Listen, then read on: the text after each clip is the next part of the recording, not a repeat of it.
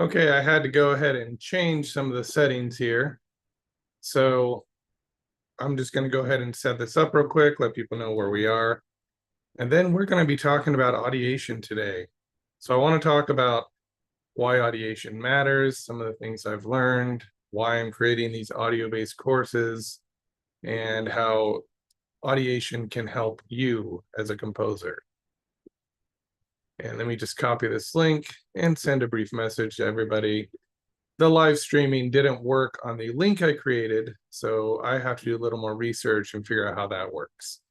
So what I really want to talk about today is, while I'm doing this, let's go ahead and do this.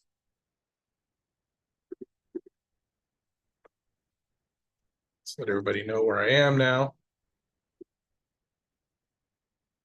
And turn off these captions. There we go. Okay, so now everybody can find me, hopefully. We had a little bit of a technical issue trying to get on that actual link that I provided for you, the live stream link.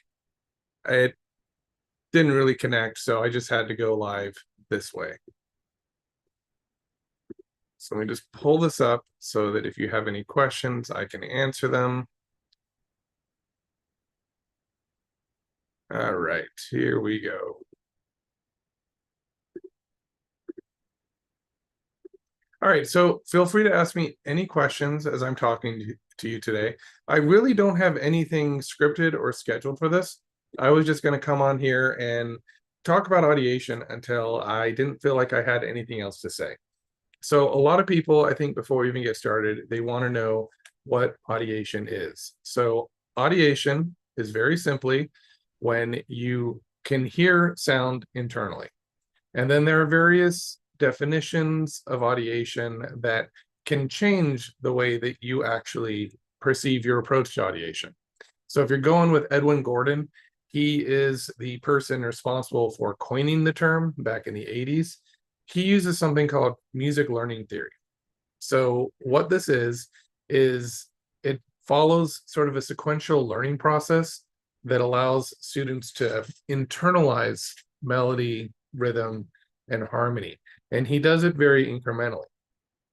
The idea is that you engage with this music learning theory process before you even encounter notation. And so while I think that's a very good method for music education, I take a slightly different approach to audiation because I want to be able to train performers and composers who can already read music to develop their internal process. So what happens often is when we are taught we're taught music in school, we often skip the process of audiation. We often skip this internal understanding and we teach in a visual way.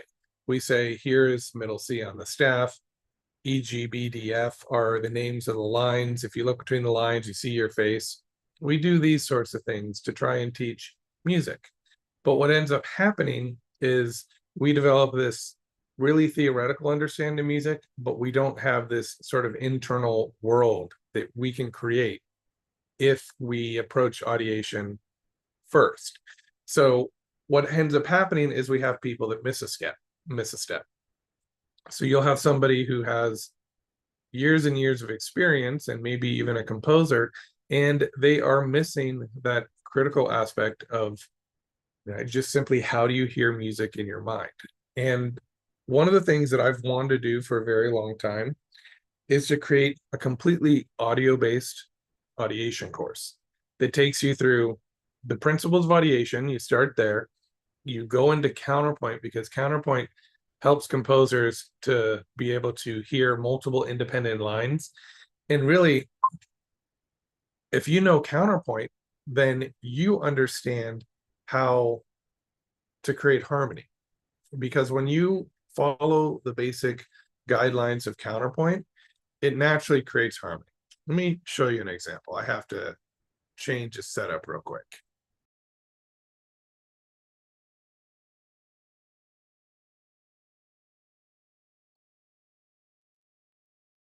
Okay, so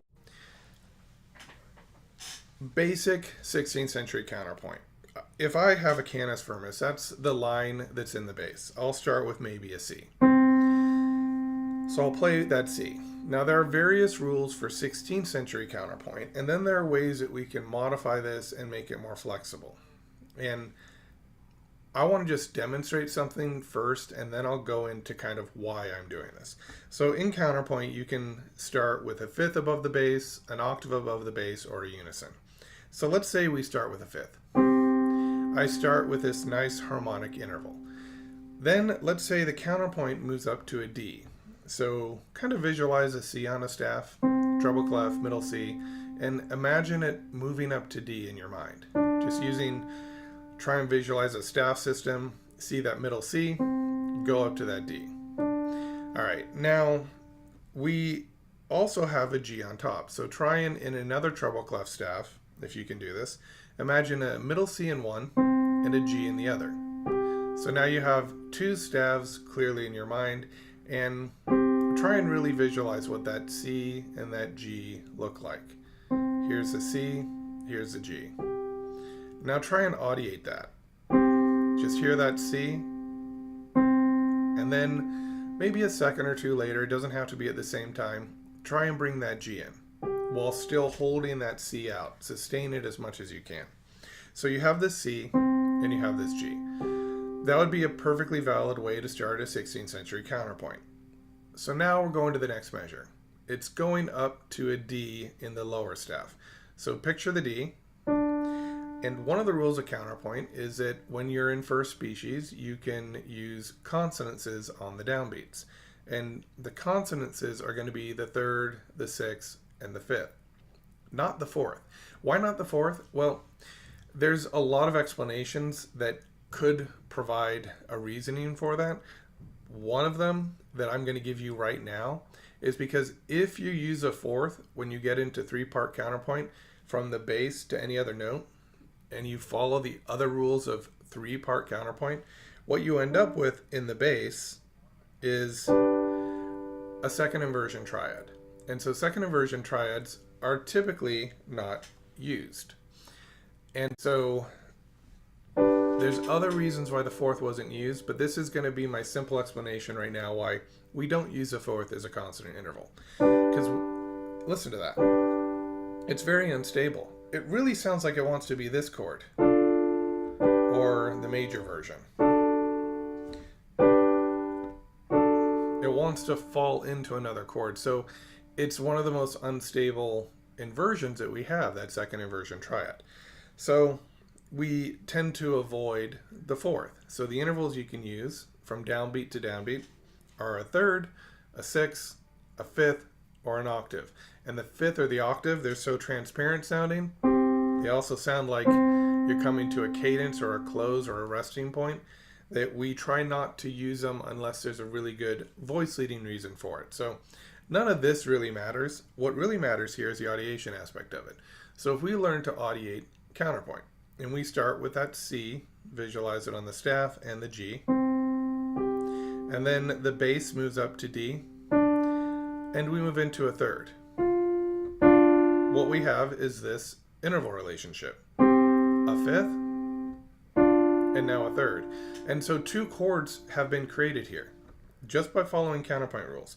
We have a one chord, and then it goes into a minor two chord. If I maybe throw a B in the bass, then it becomes a leading tone chord. But the rules of counterpoint naturally create chord progressions.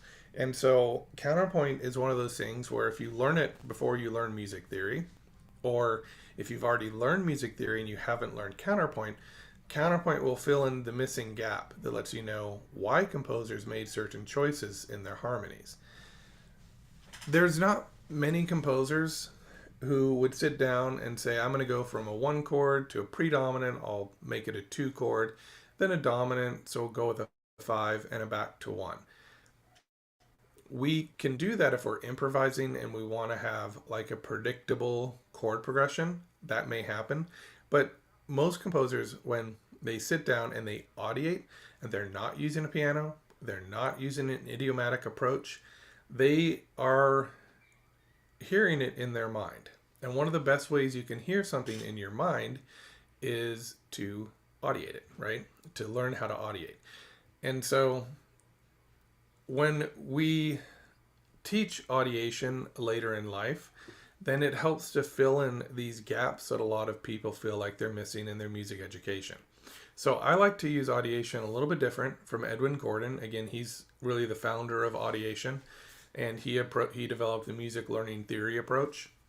And I like to use it to kind of fill in the gaps that are missing.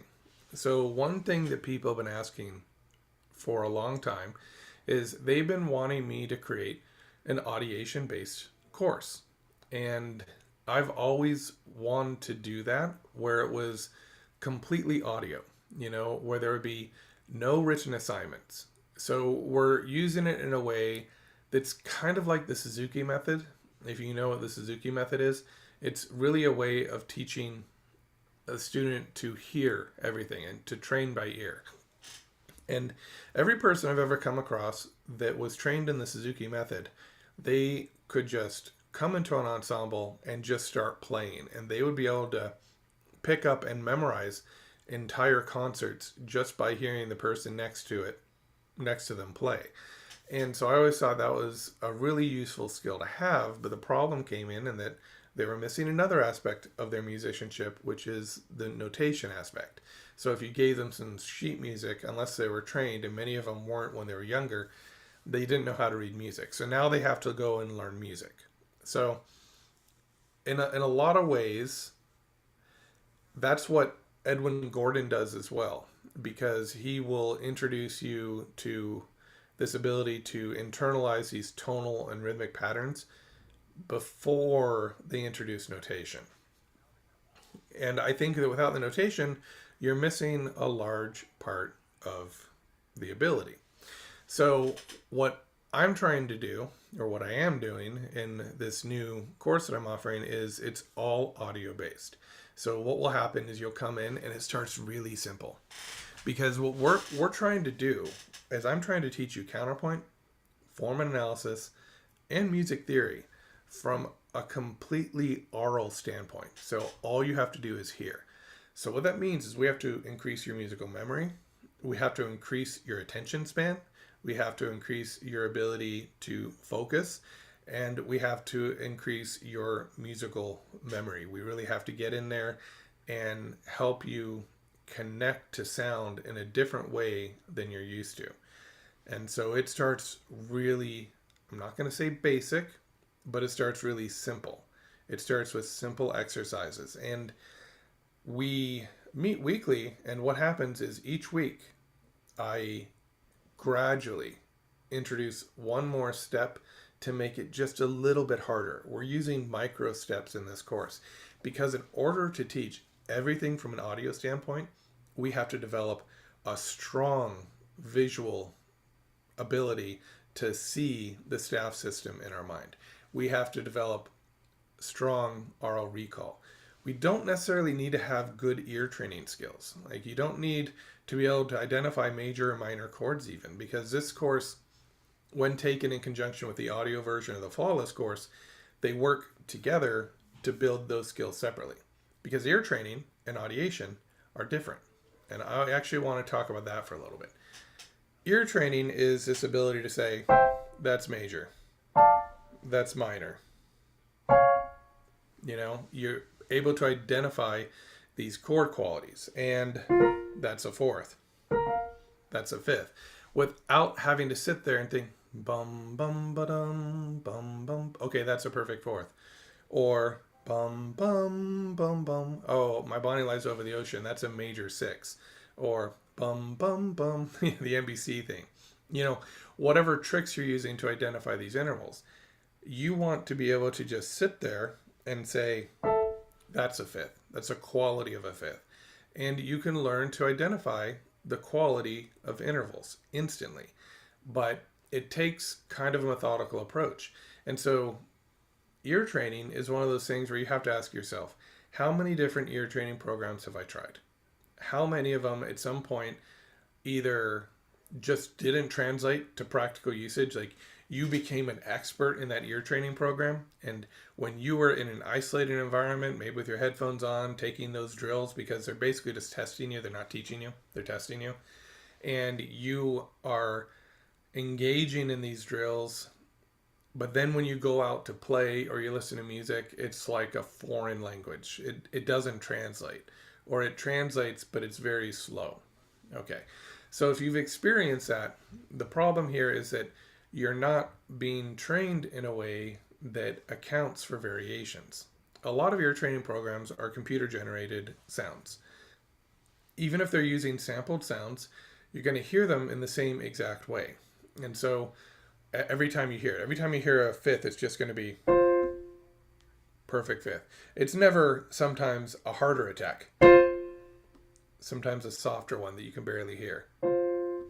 You know, there's always just this consistent, this is a perfect fifth, this is how you hear it. You know, it's always going to be the same way.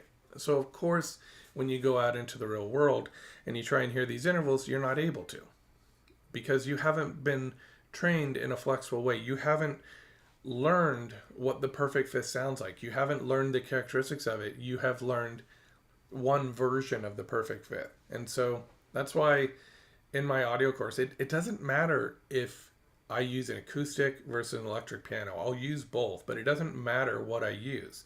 What matters is whether or not I'm playing it in the same way. What matters is if every once in a while I play something that's hard to hear. What is that? That causes a little bit of frustration, because you're like, maybe some of you think it's a fourth. Maybe some of you think it's a fifth. Some of you might actually be hearing bum bum, and some of you might be hearing bum bum. You might be hearing different things in there because there's so many overtones going on. So if I break it apart, you realize it's a perfect fifth. But it was a hard thing to hear because it was not as clear as this one up here. It's also using real overtones, so you get a little bit of information in there that makes it a little bit harder to figure out what's going on. The lower you go, the more overtones that you have. The higher you go, you can even hear that, the fewer the overtones there are. So it changes, but there's something about the perfect fifth that no matter where you play it, stays the same. And so you need an ear training program that trains that. You need an ear training program that will teach you to hear the quality of the perfect fifth in all of its different approaches. And you might be thinking, okay, well, that sounds really difficult because I have to hear a perfect fifth fast. I have to hear it slow. I have to hear it loud. I have to hear it softly. But that's not how the ear works. The ear doesn't say, okay, I've heard a perfect fifth in all these different types of categories, all these different types of articulations. And so now if I hear that articulation again, I've trained enough for each one of these articulations, suddenly I will be able to hear it in real music. It doesn't work that way. What the brain does is it compares. So if I do this, you guess, you say it's a perfect fifth, you got it right. And then I do this. You also hear that's a perfect fifth. The brain starts to realize, oh, you're categorizing something about that interval and you're calling it a perfect fifth. I don't exactly know how it works, but I know that it does work. And what happens over time is it's the comparison that lets you get to the root of what the perfect fifth sounds like. They all have their own qualities, okay?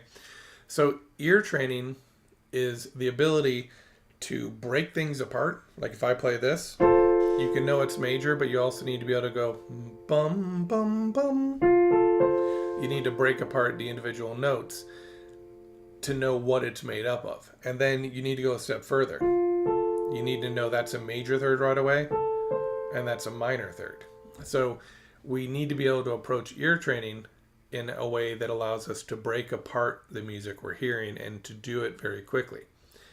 Now, that can be developed separately and at a different pace than audiation. And this is why in this course, if I teach audiation, I teach audiation separate from ear training. When I first started doing my audiation course, the video version, I was trying to incorporate the ear training course alongside the audiation course. And what I quickly realized was some students are really advanced. Some students need to spend a month on lesson one, and so it didn't make sense for them to hold back their audiation skills if it was their ear training that was causing the difficulty. So what I did eventually was broke it apart, and I started creating an audio version of the Flawless course, which is frankly much more refined and better quality than the video version, because it's my second attempt and it's not live. I recorded it kind of in a studio. You're still, so that the audio quality is actually better. When I recorded the video lessons, pretty much every video lesson that I've done was either done as part of a Zoom session or in a room with actual people present, like in a classroom, something like that, or it was in some way live. And so some of the audio quality is reduced a little bit, but I like those video courses. I keep them available, and they're on my website too, but I keep them available because I was talking to a student who's taking my audiation course this morning, and he said, yeah, there's occasionally like little things where you're going to do an exercise and then it goes on to the next thing. So there's like little glitches every now and then in the video version, but the training you get and the change that it in your ear that you experience, it makes that stuff not really that big of a deal. It's almost inconsequential. So the audio version was my attempt to make it more concise and give you just the ear training exercises. But getting back to this idea of ear training, it's separate from audiation. So you have to be able to go at your own pace. You can't rush it. You just have to go slowly, go through the ear training course, and start to learn that there is a difference between the fifth and the fourth. For example, the fourth, how is it different than the fifth? You can say the fifth is open, the fourth has more tension, it has more energy. These are all descriptions, but the problem with descriptions is they don't relate very well to the experience of the notes. When I hear a fifth, I don't think, oh, that's an open sounding interval. That must be a perfect fifth. If I did that, it wouldn't work. Because this is an open sounding interval. So what? Is a perfect fifth less open sounding? Do I grade them as most open? Oh, even more open? Transparent? I can't even hear the other note? You can't grade them like this. So what we eventually have to do is learn to trust our instinct. At first, we describe them a little bit. And that's why we stick to two notes at once. Just the perfect fifth and the perfect fourth. We're comparing them. We're telling the brain, hey brain, I need you to figure out what these are. I don't want to think about them anymore. I don't want to sing Star Wars. I don't want to sing Here Comes the Bride. I just want to know what they sound like. And over time, what happens is you do start to instantly recognize these intervals. If any of you are in Unit 2 or Unit 3 of the Flawless, then you probably know that this is happening to you. You probably realize that at this point, you can just recognize a perfect fifth or a perfect fourth. So, bottom line here is that we want to be able to hear these intervals instantly. We don't want to have to take a lot of time, get into the sounds. We don't want to do any of that. So, audiation is the other side of it. Audiation is something that you do separate because audiation develops at a different pace for everybody. So if I do a little experiment here, I'm going to play this note. Go ahead and I did that one before. I'm going to use this note. Just listen to this note. Listen to the articulation. Is it round? How would you describe it? Fuzzy? Soft? Harsh? kind of hard to describe a note all by itself. So what if I have you compare it to this note?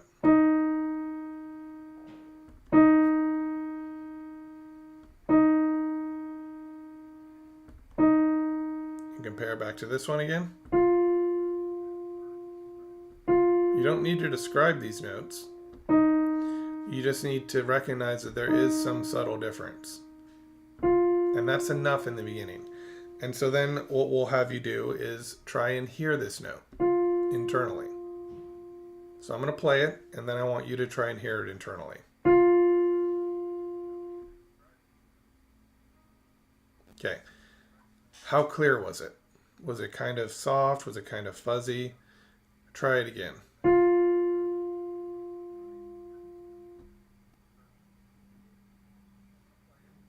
One more time.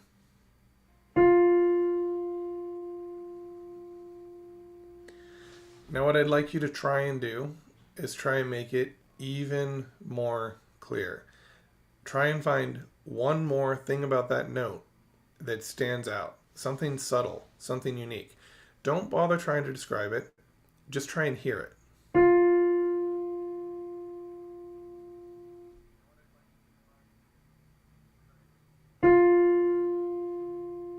What's the shape of the note? And by shape, I don't mean is it a circle, is it a square?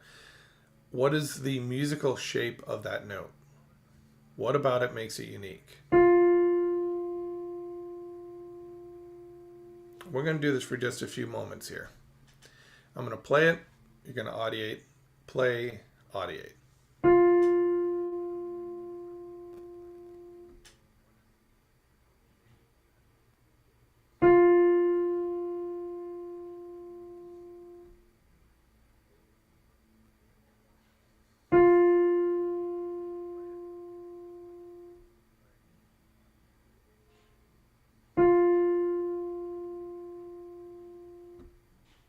Okay, so that might be an introductory exercise to audiation. And if you were to do it today, and then you were to come back tomorrow and do it again, and then it doesn't even have to be the next day after that, maybe 3 times a week, just come in 3 times and try this exercise, you will find that each time you do it, you're getting more out of the note. And you may even be surprised how much is involved with that one note. How much texture is there that you're missing. Now, audiation, you can get away, it's kind of funny because with audiation, you can get away with only doing, I would say, a minimum of 3 for really good benefits, but as few as 2 days a week, you can practice audiation and see improvement. Ear training's different. Ear training in some ways is much more precise and it's much more intellectual. So with ear training, you need to have, honestly, 6 days a week would be ideal. I think 7's actually too much. I think a day off is a good thing. But a bare minimum of 4 days a week, I think, to really see good benefits from ear training. So ear training requires a more focused and committed approach than audiation. So you're starting to see how if you're going to teach an audiation course and you're going to teach ear training along with it, they have to be separated. They have to be like 2 different modules. Like here's module 1, here's module 2. Module 2 is the audiation, takes about 40 minutes. Module 1's the ear training, takes 20 minutes. Combine them together, regardless of how they're phasing. Like some people are going faster with ear training, some people are going faster with audiation, regardless of the rate of development, they are working together to develop your inner ear and your musicianship in general. So with exercises like this is how simply we start. We start basic. And then let me show you an example. So let's say that was, I'm not saying this is the exact sequence I'm using, but this is an example of how you move incrementally and build skill slowly. And I'm going to talk about my rationale for it later. So let's say I started on day 1. Let's say I spent 40 minutes doing that. Would you be willing to spend 40 minutes doing that if you knew that eventually you'd have the ability to compose music in your mind, you would have the ability to learn counterpoint, without having to open a book, without having to look at anything, by just using your ears. If you could learn form, like actually how a period and a sentence structure differ, why Jingle Bells actually is not, if you have a song like Jingle Bells, it's not actually a standard phrase at all. All these different things, what sonata form sounds like, what a binary form sounds like, what rondo form sounds like. If you could have that ability and you never had to open a textbook, I mean, would it be worth it to you? And that's what you kind of have to ask yourself. So you'd start with something this simple. And by the end, you're doing all this really complex audiation stuff. It's so much fun when you can do it. Because once you develop that skill, you basically just sit back and you listen. In your mind, you're going through different ideas you're creating. And then if your musical memory is good enough, which is something we work on, then you're able to notate it. So that's maybe a day one exercise. So day two might be something like this. We're going to do another exercise. Here is an F. It's a note you've been working on for a week. Okay. Now, week two, you come in and I have you listen to this note. And we compare them. Just listen to the difference between these two notes.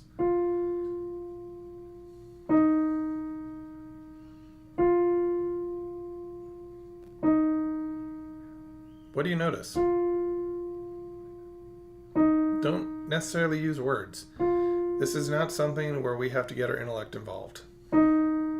This is something where it's like if you see a black cat, you know the cat's black. You don't have to justify it or explain it's an absence of color or anything like that, right? You just know it's black. You know it's different from a cat that's brown. Can you hear the difference between these two notes? There is something that's different. And so then what do? We have to audiate it. So I'll say, go ahead, I'm going to play a note, and then I want you to audiate. Go ahead and audiate. Do it again. This time try and get additional details in the audiation.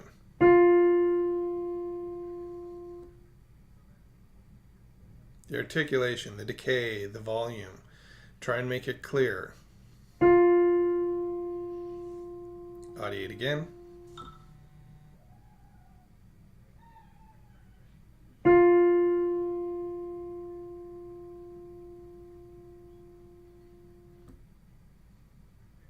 Just audiating in the silence.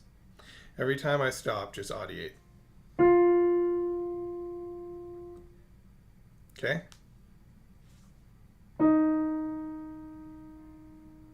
Audiate it and just register.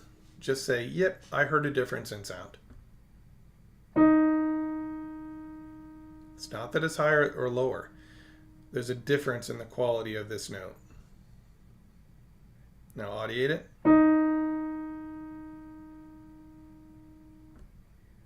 Okay, now I'm going to play the two notes in succession, and you're going to audiate both of them after I play them, and you're going to try and replicate it as closely as possible to what I actually play.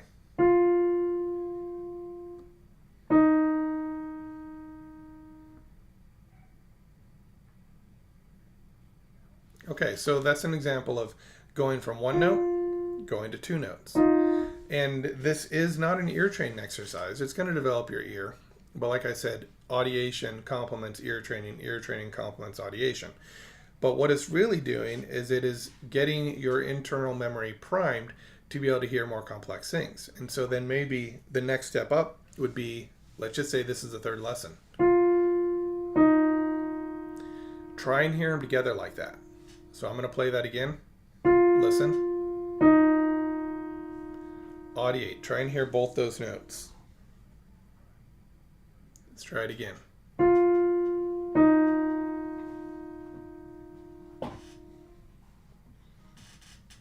Go ahead and audiate. Try it again.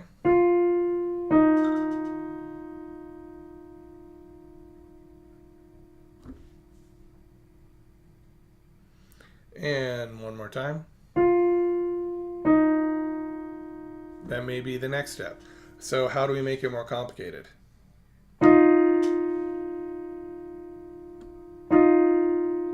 Now you separate the notes. You try and hear these notes within the texture. And then how do we make it more complicated? You try and hear these notes. Can you hear the top note?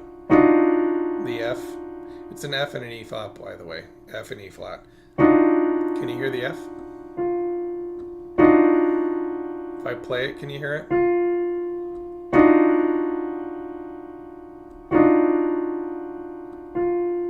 Can you hear the E flat? So at first, what you might be hearing when you're trying to break apart these clusters is you might be hearing like, it kind of scoops into the note. But then on day 2, you get there a little faster. On day 3, you get there even faster. And then we're always trying to just relate things back to audiation. And this stuff builds. It builds simply every week. It adds one more element until by the end of the first year, you've mastered this ability to audiate. By the end of the second year, because once we've kind of mastered this basic audiation thing, what we have to do after that is we have to start teaching you composition skills. And we actually start that in the first year in my program. I start by teaching you audiation, basics like this. We have to restructure the brain. We have to reorganize it. We have to fix it. There's something that happens with all of our ears right now. And this really been happening since the 80s. We're listening to a lot of music that is compressed. It's highly compressed. And there's actually been some recent research that has been showing how that actually damages the ear.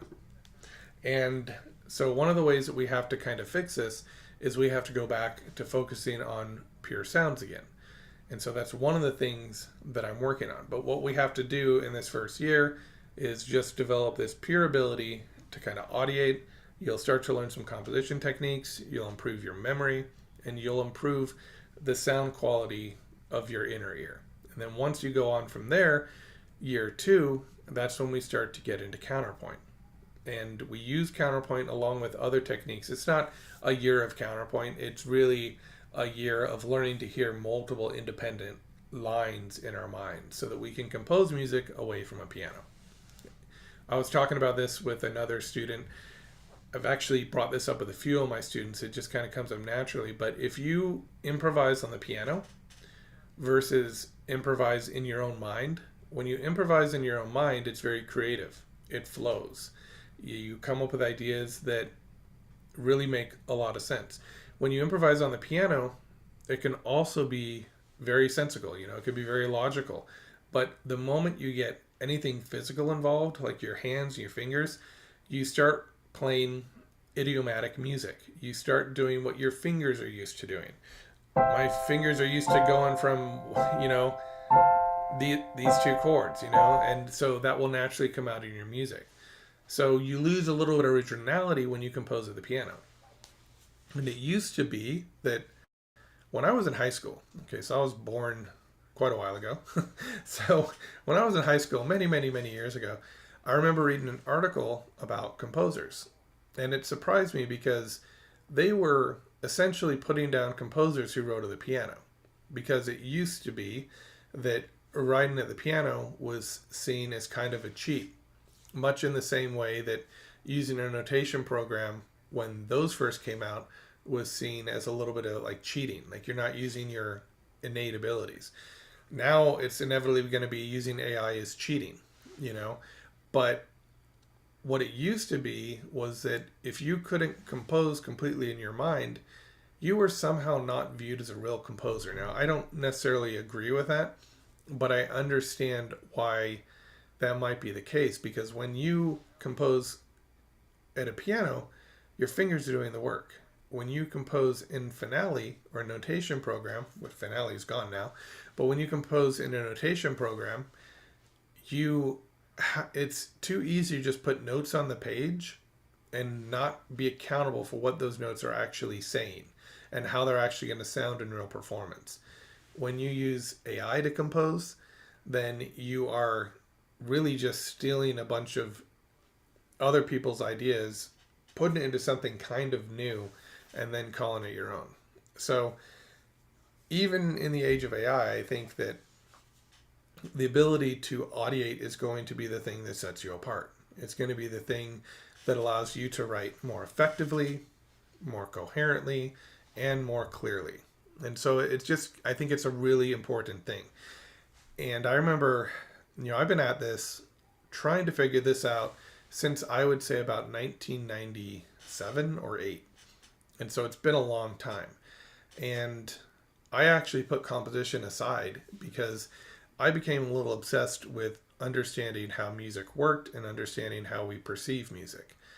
And for me, at first, I developed the ability to audiate pretty early on in my master's program, and I was able to just write music like crazy. I mean, my composition instructor at the University of Arizona, Daniel Asia, he once remarked, he said, I mean, you just bring in complete new pieces every week. And I felt like I had developed the ability to do what I wanted to do, and I realized that I actually didn't want to compose music, not as a primary focus in my career. I just wanted to learn how to compose music. And once I could compose the music that was in my head, I was happy. And then I kind of took a step back and I said, okay, how can I make this better? Like, what's the next step? And so I thought music theory was the answer.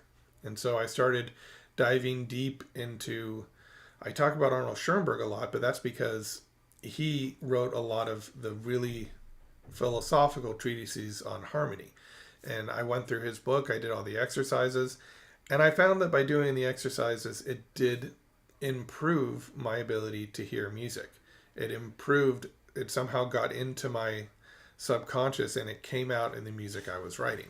And so that was kind of an early experience that taught me that if we integrate something, if we use repetition, if we take these basic paradigms, like these models for composition, and we integrate them, then they become part of ourselves and they somehow come out as a completely new thing. I don't know how it works, but it's like you put this information into your brain and then it comes out through the filter of your own experiences as something entirely new. And so as I kept going, I realized this could be done with ear training too. And so that's kind of where the impetus for all this came from with Audiation, where I wanted to create a program that would teach all this stuff, where you could just sit there, press play, go through the exercises, and get the benefits. But here's the thing about this. So that was like 1998. It's now 2025. It has been a long time for me to really develop all these skills to the point where I feel very comfortable teaching them on a mass scale, because I've always taught these in my lessons. I've always taught these in smaller classes where I can work one-on-one with students, even if it's in small groups. But I've never felt like it was ready for kind of a mass approach. And so that's what I'm doing now, because I have, in a lot of ways, I've figured out sort of the secret to teaching this stuff and to really developing these skills in students. And the thing you have to keep in mind is, $150 a month. Well, that's cheaper than private lessons, and it's a 3-year program. And so it's a big investment, but I mean, what would you give to be able to just have these skills that you're missing? Because I just keep hearing over and over again. I get emails, I have conversations when people book calls with me. We have these discussions about how they feel like they're missing something from their early music education that is preventing them from moving forward. And the missing piece it's really 2 things. It's a really fast ear, and it's the ability to audiate, even for performers that want to push themselves to the next level. If you develop your ear properly and your ability to audiate, you become a more effective performer. Your memory is better. Your ability to interpret what you're hearing around you gets better. And I mean, it's essential for all musicians. So I want to talk a little bit about maybe some of the research-based approaches that are going into this course, because I think I've talked about audiation. I mean, look, it's important. It's one of those things where it's like you can get an entire college degree, a bachelor's and a master's degree, and still not have these skills. And you'll spend hundreds of thousands of dollars on school when you don't really need to. You know, as long as you have the right sequential approach, that's what matters. And I'm kind of leaning towards, I almost don't even like teaching composition, because the more that I teach composition, the more that I realize you don't need to teach composers. There are always going to be issues like, how do I get past the eighth measure? How do I orchestrate this? You know, how do I develop my ideas? All these problems can be solved if you develop a really strong ability to audiate, and if you do it in the way that I'm teaching, where I teach you audiation first, we get a solid foundation, we increase the audiation through Counterpoint. So now you're learning how to write multiple independent lines and even create new harmonies, because we're not just teaching you to write 16th century counterpoint, we're teaching you to combine multiple lines that create harmony and are also interesting for instrumentalists to play. And then we go into things like composition technique and form and analysis and music theory, all from an audiation standpoint. If you have that knowledge, you almost don't need composition lessons, because you can use your own creative resources to create music. And that's what I keep running across in composition lessons, is everything that I'm teaching them. You know, I have a student who's always telling me, you know, that he loves taking composition lessons from me, that I have changed his life, and that, you know, and it's really great to hear this, but I sit back and I think, but I'm just teaching you rudiments. I'm just showing you things that you're missing, which you could learn on your own. And then composition lessons become a thing where it's more of a second opinion, where you come in, I'll listen to it, and I'll say, well, with my ears, I'm hearing it this way. And maybe you should look at this section and make sure that's what you really want there. It becomes less of a, here's what you can do to improve that, to this section needs more work. These are some of the reasons I hear it the way I do. And then you can go back and improve it from there. What I don't want composition lessons to be is me just telling you how to fix your compositions, because I don't actually think you get that much better from that. I think you get a much better result with a systematic approach that goes step by step, gradually increases the difficulty, teaches you as much of I can about what I know about music in a way that's easy, simple, and progressive. So all these courses, you know, one thing I want to say before I get into kind of these research-based approaches is my video courses are really academic. And it's kind of funny how I created them this way, because I taught at the university, and then I came out and I basically took my teaching style from the university and I applied it to my Audiation video course, my Counterpoint video course, and my form and analysis video course, and to some extent my flawless ear training. And it was a very academic approach. There's assignments you download, and some of the assignments are very difficult and require a lot of studying, and you really have to take the courses seriously to get the benefit. And what that means, I teach it from a university standpoint, which is that some outside research is expected. You're not supposed to come in and get all the information you need from one course. You're supposed to be able to take the information I give you and know where to find resources to deepen your knowledge. I mean, that's how we learn at university. A university shouldn't be where you come in and I just spoon feed you all the information. You should learn how to research. You should learn critical thinking. So those courses are based that way from a university perspective. But the funny thing I realize is that really works for a lot of people, and those courses are very, I think, effective if you go through them with the right mindset, that you're learning academic knowledge, and then you're learning some information about how this can apply to modern composition. So I do connect it to composition and audiation throughout the entire process, but it's more academic, it's more intellectual. And so now I'm going back, that I've done all these courses in a very well worked out format, I'm going back and I'm saying, but I can teach this with just audio lessons. I can teach this without you ever having to pick up a book, without ever having to analyze a Beethoven sonata by looking at the score. And so I'm actually really excited about this new thing that I'm doing with the audio courses because I don't think there's anything like it out there. So I want to talk a little bit about my research-based approach to this. So one of the things that I'm drawing a lot of inspiration from is Edwin Gordon. So he emphasizes audiation as this foundation in musical understanding, right? He goes very sequential, which I agree with. You need to go sequential. You need to add step by step. You need to scaffold is what it's called, where we kind of build the ladder step by step for you to climb. And we try not to skip any steps. And that's what, even back to high school, I remember taking an algebra course. And it really appealed to me because it said an integrated step-by-step approach. And I was like, yeah, because often what happens is we skip steps. We go from learning what a number is to quadratic equations. You know, it's like, what about everything in between? Like, take me through the process. And so that has always been something that I resonate with. There's also this approach called, it's kind of like whole, part, whole.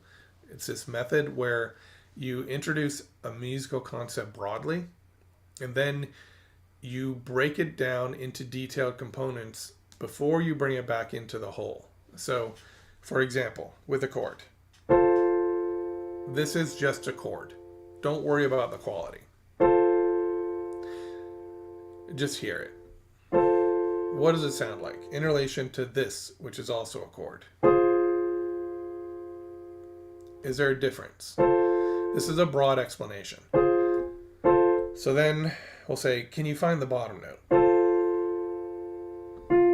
Can you find the middle note? Can you find the top note? Okay, now just kind of go up and down and hear those notes from bottom to top. Boom, boom, boom. Great. Now, can you hear this note by itself? We're breaking it down right now. Taking it from the whole, going into the part.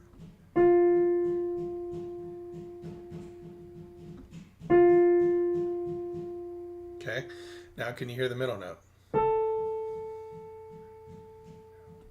And you kind of take this approach and you say, okay, and then you explain, oh, that was a major third, and then that was a minor third. And this triad is based of a major third and a minor third. When you combine them, it creates a major triad because the major third is in the bottom. And then you bring it back to the whole. So the teaching that I use, especially for this audiation course, is also based on this whole, part, whole method.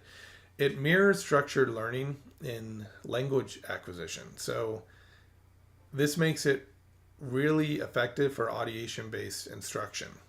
So when you first hear the sound of something, and then you break it apart into its individual units, and then you deconstruct it, you explain it, and then you put it back together, it helps you retain the information more.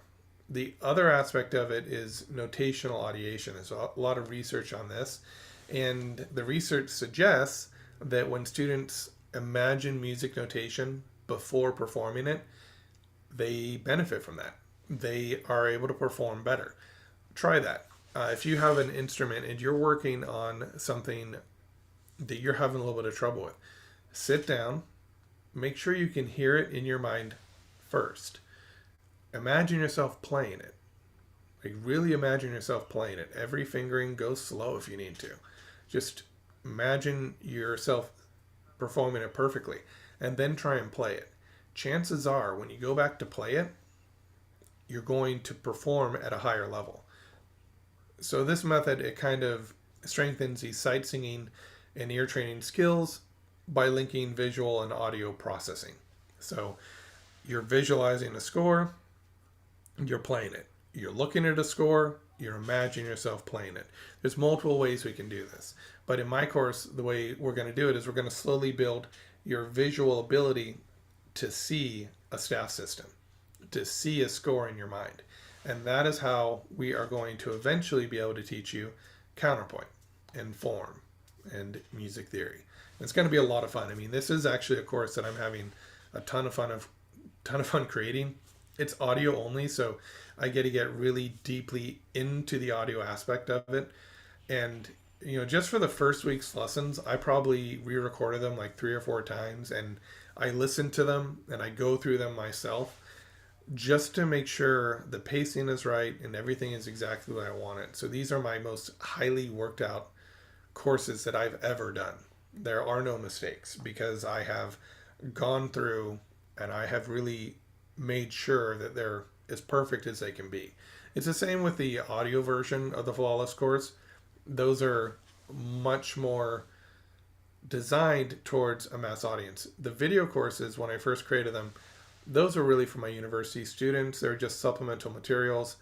They weren't perfect and they didn't have to be, but I found that they were helping people, and people were getting better just by going through the video lessons, even in kind of their current format. But the audio is just a step above.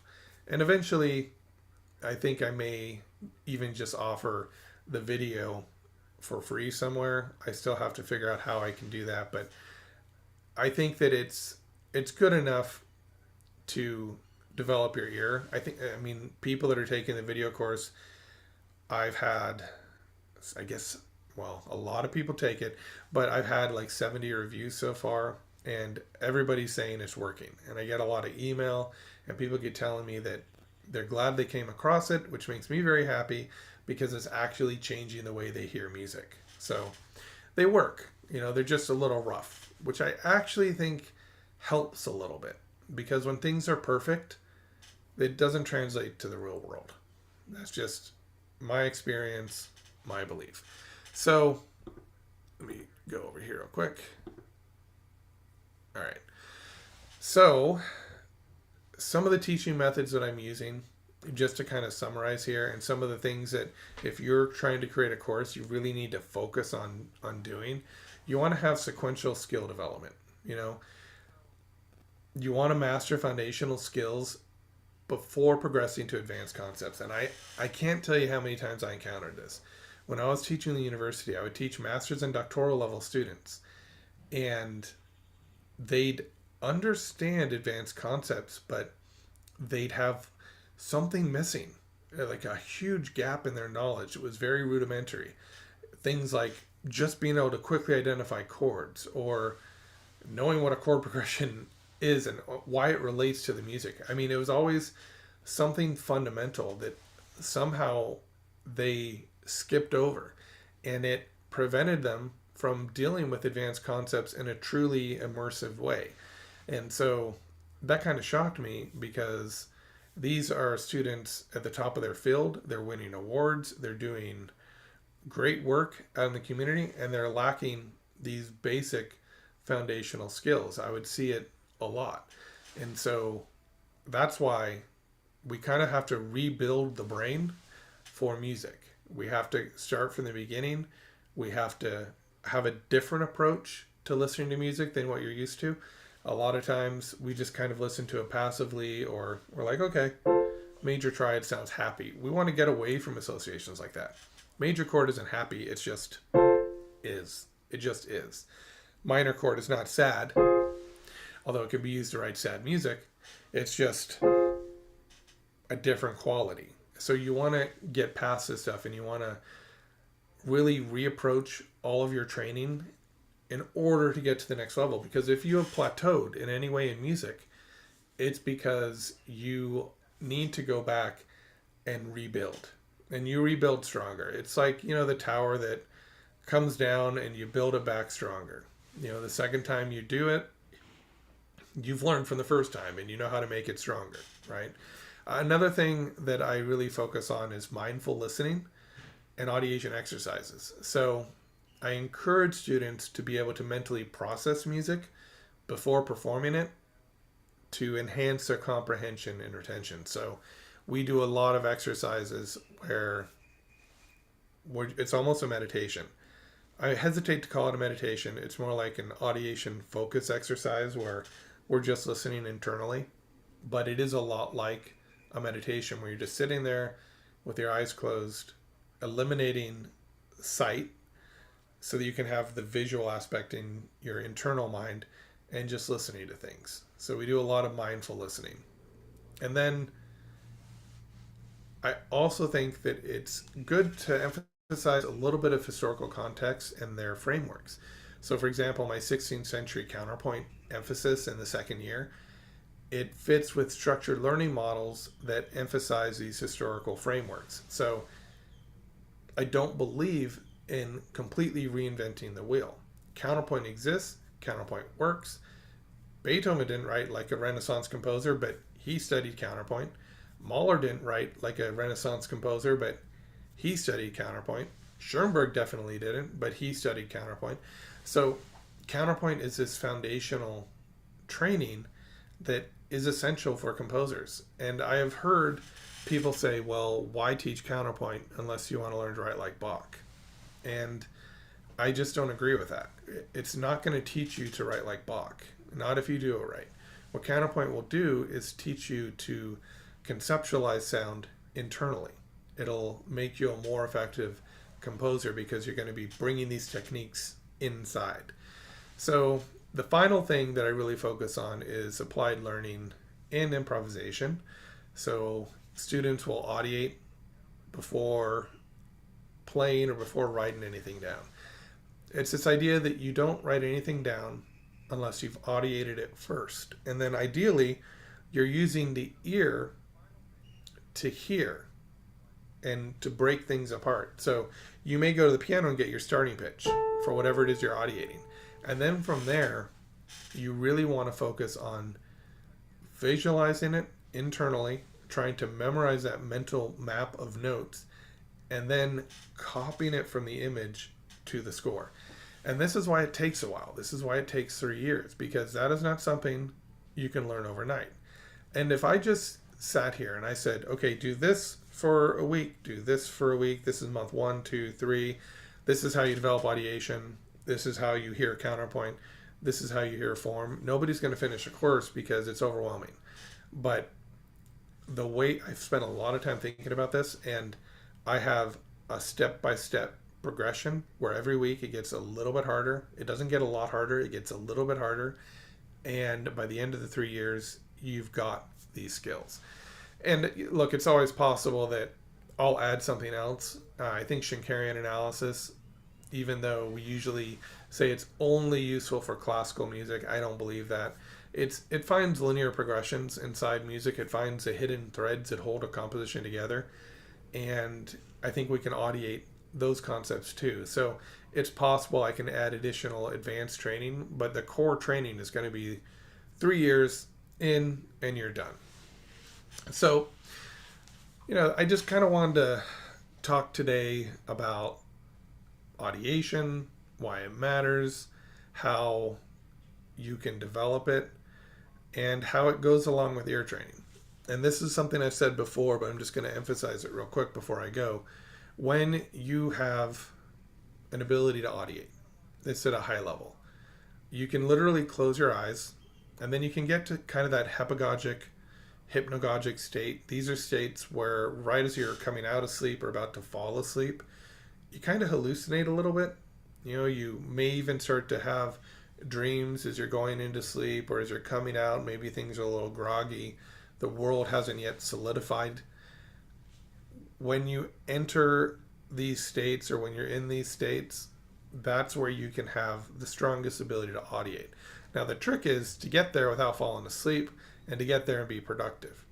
And that's something else that we focus on. I teach you how to kind of get into this state so that your audiation gets better. Now, you don't need this state to audiate, but if you want to be able to audiate concert quality sound and you want to be able to hear in great detail, I do think you have to get there first. Because what happens is once you start to get into kind of this dream state where you're still awake but you're not quite asleep, you are gaining experience with working within that state.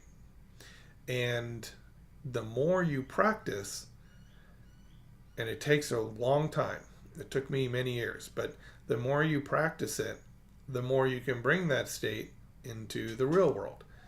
It does require a certain amount of mental effort and focus, and it can be a little bit exhausting, but that's also part of the training, is building up your endurance for it. So you can reach a point where you'll close your eyes and you'll kind of be in that different brain state where you can still kind of like open your eyes and write stuff down, but maybe you don't open them entirely. And so this is another thing that we're going to be training. We're going to be training a real holistic skill, because I think, even though I really started UreMusic.com to teach composition, and over the years of teaching it, I've learned that I made kind of a joke video. I said composers don't want to be fed, they want to hunt. And what I really meant by that was that composers don't want to be told how to compose music. They have their ideas, but they want to learn how to develop their ideas. They want to learn how to make them better. They want to learn how to get deeper into the process. And so the more I do this, the more I realize that's where my focus is going.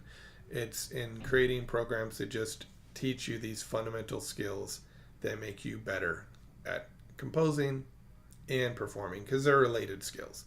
So I hope this was helpful for you. I hope that you got some value out of this. And, if you're interested in taking this Audiation course, there should be a link in the description. If not, there will be by the end of today. And you can sign up. And the way this is working is anybody that signs up before June 6th, which is when the course starts, when you get your first lessons, I'm going to offer individual meetings along with it. So once a month, you can go ahead and schedule a call with me, and I'll talk with you about your experiences, any issues you're having, any questions you have. So it's kind of like getting a free private lesson thrown on top of all this. But I'm only going to do that for those that sign up before the 6th, because otherwise it becomes a little bit too overwhelming. There'll be too many students. So I got to keep it to the smaller group that signs up initially. And so if that's something you want to do, or if you have any questions, let me know. You can send me an email. I am traveling soon. I am moving, and so I will be in a different state next week. And so the next time that you hear from me will probably be in about 2 weeks, but I have some videos scheduled to go up, so you'll still get those. And you'll see me in a completely different environment. So that'll be a lot of fun for me. And I wish you the best in whatever it is you're working on. Post a comment. Share this if it was helpful, or if you know somebody that you think would benefit from this, that'd be great too. And if there's no questions, I'm going to go ahead and leave it here, and I will see you next time. I'm just going to wait here for a few moments, leave this stream going, just in case there's any questions, because sometimes they take a while to come through.